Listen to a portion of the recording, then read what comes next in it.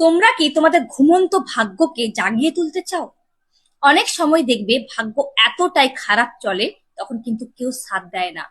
নিজের ভাগ্যকে কিন্তু নিজেকেই জাগিয়ে তুলতে হবে। আজ আমি তোমাদের সাথে একটা শক্তিশালী রেমেডি শেয়ার করতে চলেছি, যেটা 100% কাজ করে। যদি তোমরা এই রেমেডিটা করতে পারো, তোমাদের ঘুমন্ত ভাগ্য কিন্তু জেগে উঠবে। তো এর জন্য তোমাদের যেটা করতে হবে, শুক্রবার দিন তোমরা এই রেমেডিটা কিন্তু করবে।